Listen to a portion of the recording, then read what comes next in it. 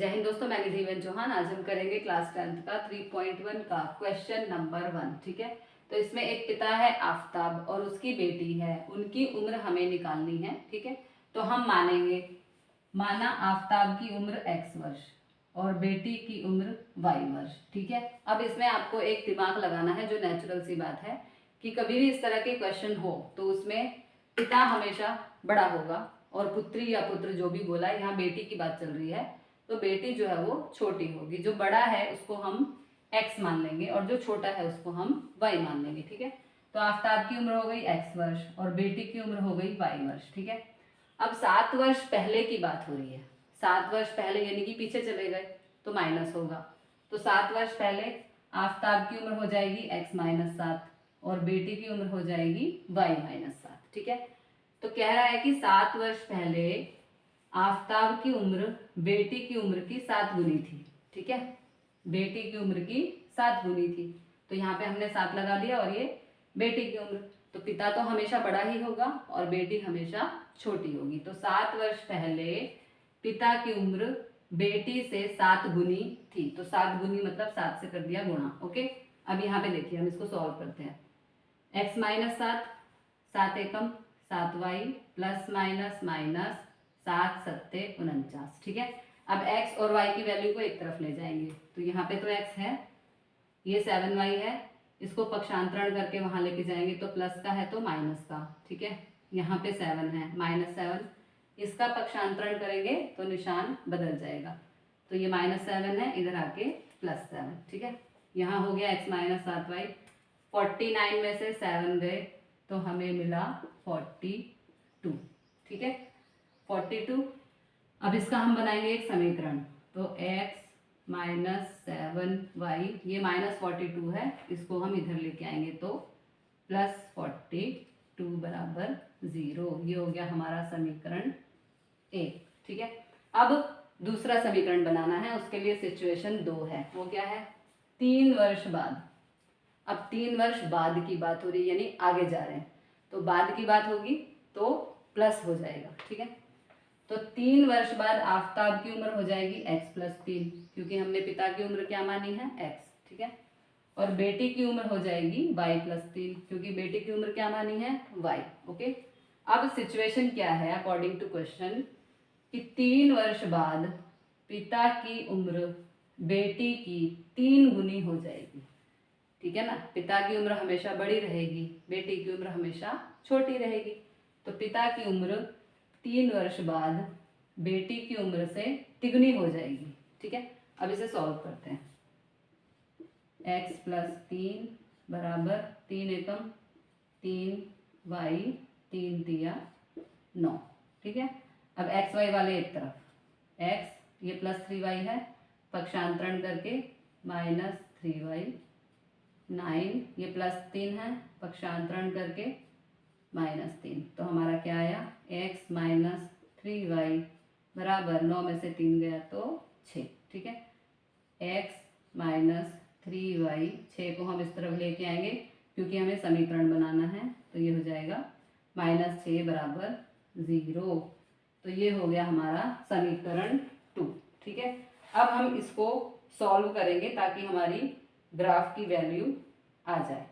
ठीक है, तो मैं इसको अभी यहाँ से मिटा देती हूँ, आप क्वेश्चन करते करते इसे लिख लेना। ठीक है,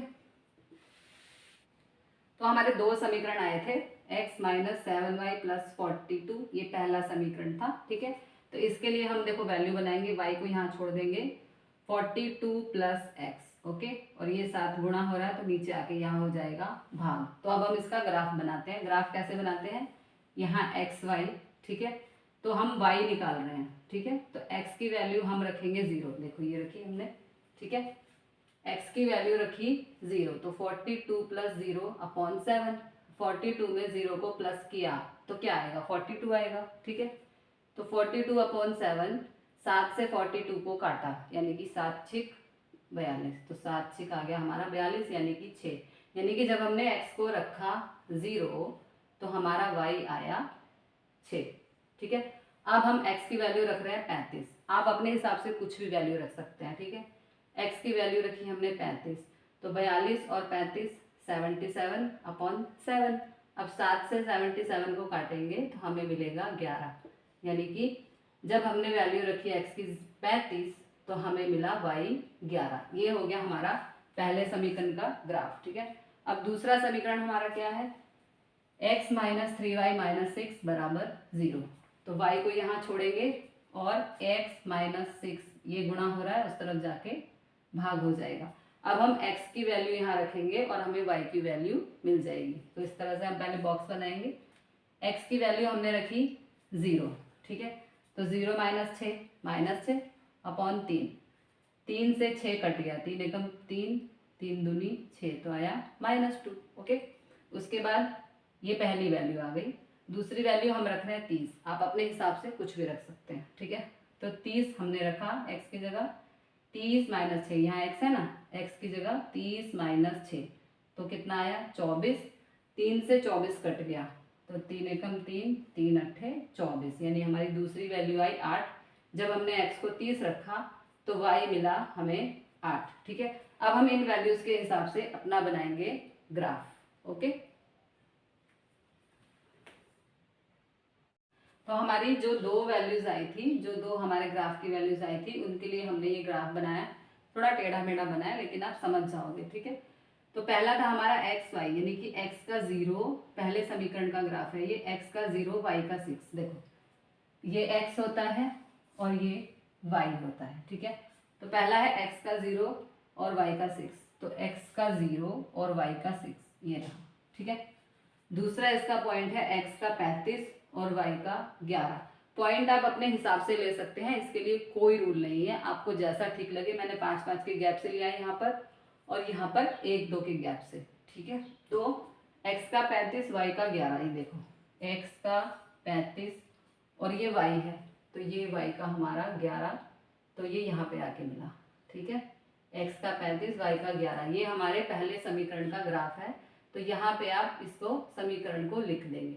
ठीक है, दूसरे समीकरण का x का है 0, y का है -2, तो ये x है और ये -2 नीचे जा रहा है, देखो। ठीक है, ये y है, ऊपर प्लस के होते हैं और नीचे माइनस के, तो कह रहा है x का 0 y का -2, ये x का 0 और y का -2 यहाँ पर। ठीक है, x का 30 y का 8, तो ये x का 30 और y का चला गया हमारा 8, ये रहा देखो 8 है ना, ये 8 है x का, सॉरी y का, और ये x का 30, x का 30 y का हमारा 8, तो ये यहाँ मिला। अब हम इन दोनों लाइनों को जोड़ देंगे और ये जो हमारा दूसरा समीकरण था इसको यहाँ पर लिख देंगे। अब ये दोनों आगे मिलती हैं इस पॉइंट पर। ठीक है, तो ये पॉइंट है हमारा 42 और वहाँ से 12, तो यानी 42 हमने क्या माना था, बड़ा, x क्या माना था, x माना था हमारे पिता की उम्र, तो हमारी पिता की उम्र आ गई 42 और y जो हमने बच्चे की उम्र मानी थी वो आ गई हमारी 12 वर्ष, यानी कि आफ्ताब की उम्र आई 42 साल और बेटी की उम्र आई 12 साल। ठीक है, तो जहाँ पर पॉइंट छेद रहा है, मीन्स कट कर रहा है, वो हमारा मेन आंसर है। तो पिता हो गया 42,